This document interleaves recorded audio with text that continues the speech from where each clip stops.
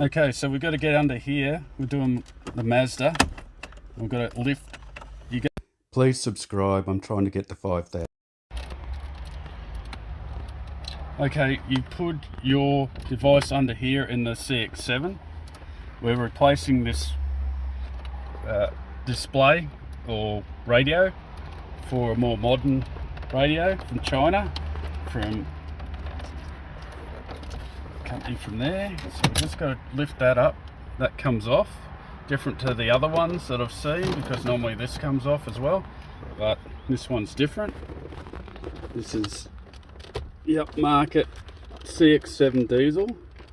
It's got a manual shift in it, and getting under there is good. I'm trying to,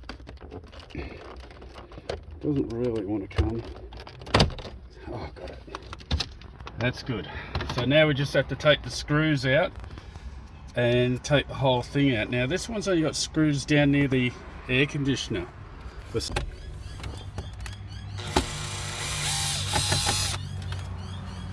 Now keep your screws in one spot so you can remember to grab them later.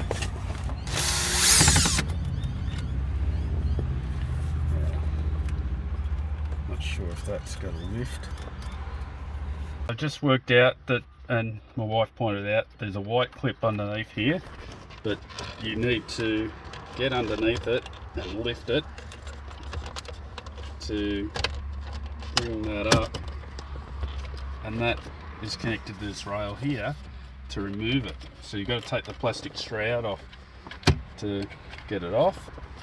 It's a pain in the ass, but you've got to give it a little bit of force and the whole thing comes off like that. A lot different to the ones I've seen on YouTube. They're different.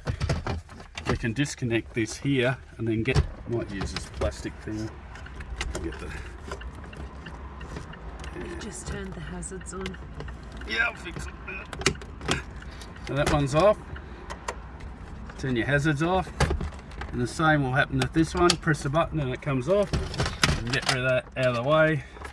Probably give it a clean while you're at it, if you feel like it. And that's one of the speakers right there. Not sure what that is. Must have something to do with the speaker. So speaker out of the way. Yeah, and if you needed to get to this display here, you've got two screws there. But we're not doing that. We're going to take these screws out here. We've got 4 screws to take out. I've already lost one, but I'll find it in a minute. So you need to take those out and put them in a safe spot.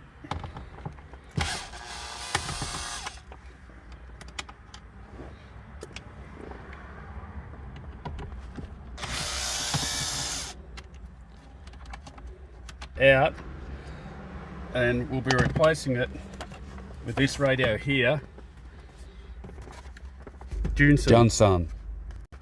Really good quality radios apparently on the internet, but I'll have to give you a review on that later. So you screw me glasses out of the way. Now we'll bring this forward, hopefully. But everything is going to do what it wants to do, so no. I'm going to have to get something in behind that. Okay, you just got to undo this safety switch at the front, because this is going to have to come out and put in the other one. So your hazard lights, but the actual switch is underneath, which is a pain in the ass. So if you've got one of these, you might be able to get under it and push it up. Or if you can't do that, try and get the radio out first, and then we'll see how we go. Socket, there is a bolt there which needs to be undone to get the radio out. So this is the Australian version. I'm not sure if it's different to the other countries, but I have seen a couple of different ones. So this one has never been done, I don't think, or if it has, oh, fuck, I just lost this bolt down the guts. Why wouldn't I do that? Oh, but I got this out, so I might be able to see it in a minute. So you've got your hazards here, so you're going to need to take this out and then unscrew this, and hopefully we'll be able to hook it in again, but we'll see. Yeah, so just take it out of the where the cable's being held, and you need to get underneath. The clip goes up, so on the sides of the radiator itself you need to take two large screws out, which are marked with narrow. So I'm going to get mine out from this side, and then I'm going to pass my screwdriver over to my missus, and then I'm going to get the other two out. The 4 screws take the main fascia off the main radio itself. There's 2 connectors either side which hook in, if you want to know that. And then you're going to have to take these 2 screws off the back to put onto your new fascia, so that they will sit on the new fascia. So I don't think we're going to need any of this, but we are going to need these 2 screws.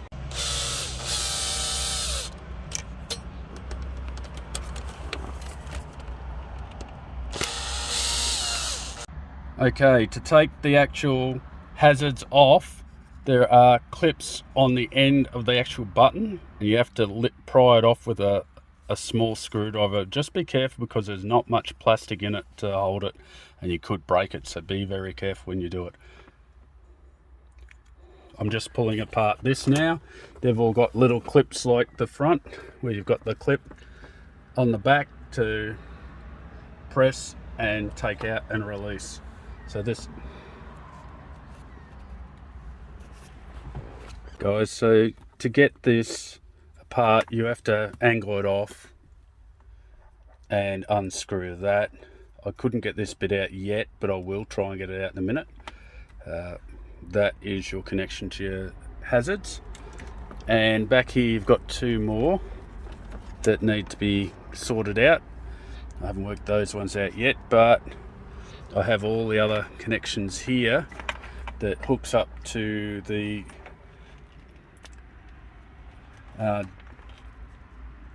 Junsun radio. I think I'm pronouncing that right now. And that has a box, and that controls your control panel here. And what's we got here? There's some good stuff in here. You'll find that once you take the radio out, I couldn't find one of these, but it actually comes in the Junsun wiring harness, so that's pretty cool. So that's all hooked up to there. I think there's also another wiring harness which I haven't hooked up yet, and I'd say that hooked a card in there, a 4G card in, for having a mobile phone in the car. You can do that too. So the problem with this is some of the instructions aren't there, which I find a bit hard sometimes. Not their fault, they're selling a product cheap, but if we're lucky we'll get it all worked out. Now I put the screws in here. I didn't get 2 screws. I've used 2 big screws, not very long.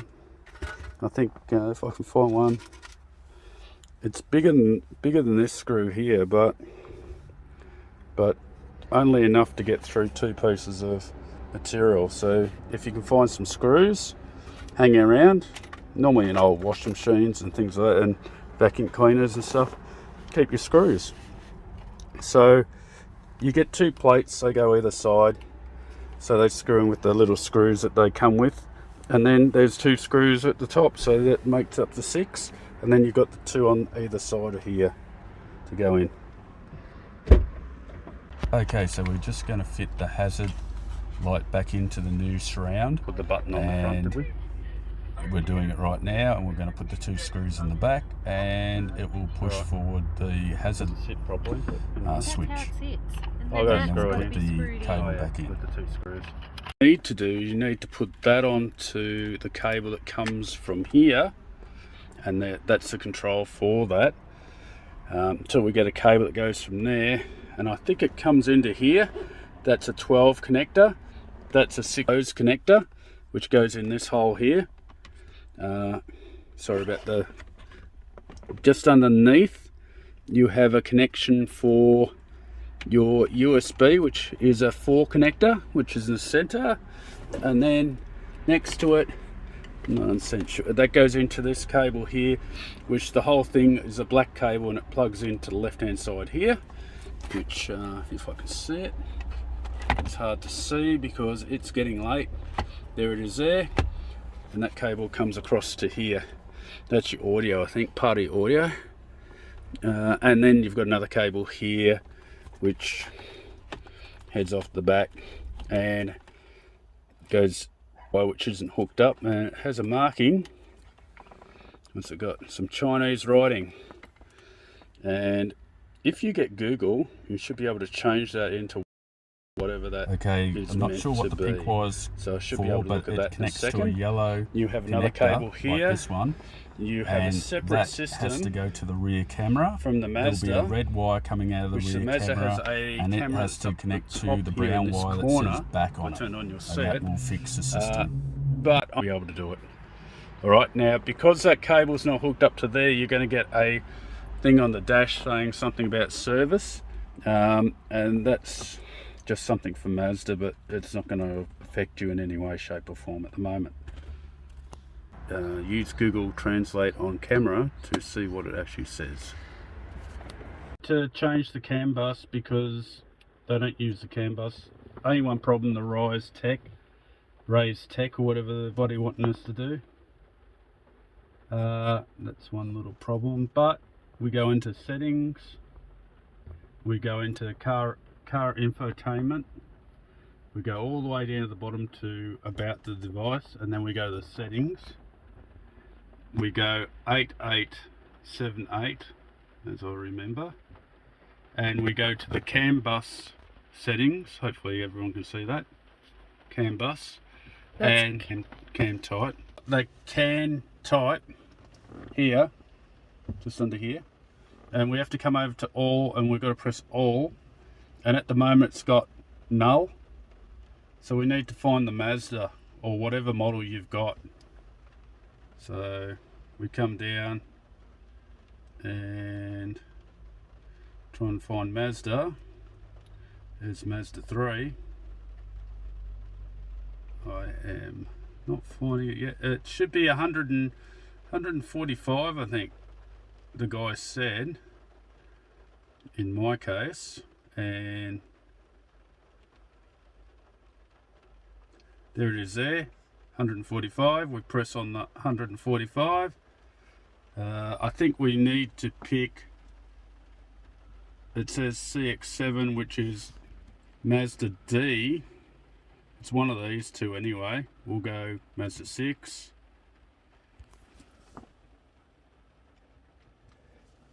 And that's it, I think. Don't think there's anything else there to respond to. So we could, Mazda 3 not there, and we go save. And we go OK. And we do a reboot. We reboot the system, and we should have control of the keyboard, or the steering wheel controller. So yeah, so we've done that in settings as well, so you can pick whichever one you want with that. We've been doing a little bit of work putting stuff everywhere. You'll see online a lot of people have wired stuff. Now we've wired the camera to the back. We've also put our own mic up in the corner, running to the back of the unit to give you better sound. And we've also installed Android Play. You don't need to buy it, you can actually download it and sort it yourself with a special program. What was that program again? Oh look, it works. Look, it works.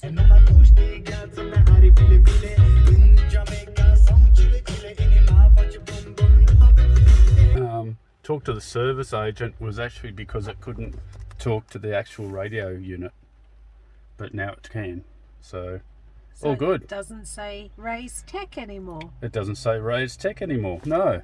So yeah, that's it for this one, and we've got a lane assist camera coming to put up the top here, so we'll do a quick video on that, and we still have to wire in the rear camera. we have got a rear camera on it, which comes up on a little screen down here, but we're going to have, which is your standard camera. So Doesn't work anymore. you gotta have the power on. Anyway, doesn't matter. So Doesn't. Oh yeah, there it is. yeah, so we're gonna have another camera down here with lane assist. Anyway, that's it from me. I don't want to get a copyright strike again. And the 2 screws at the bottom, you'll see that in the final bit of it. And I've run the wire all the way through the side here, all the way to the window, and I ended up putting the GPS over there, then ran it down along the bottom, taking the rubber strips off, and ran it all the way along the bottom of there, up here, and there's 2 screws that have to come out of that back panel, and then ran it around to the back, up the side of that white panel, and through a rubber boot. And the rubber boot, you need to take the plastic out as well as the rubber boot. It has 2 pins that'll let you take that out. I'll try and show it to you when we play around with the camera at the back.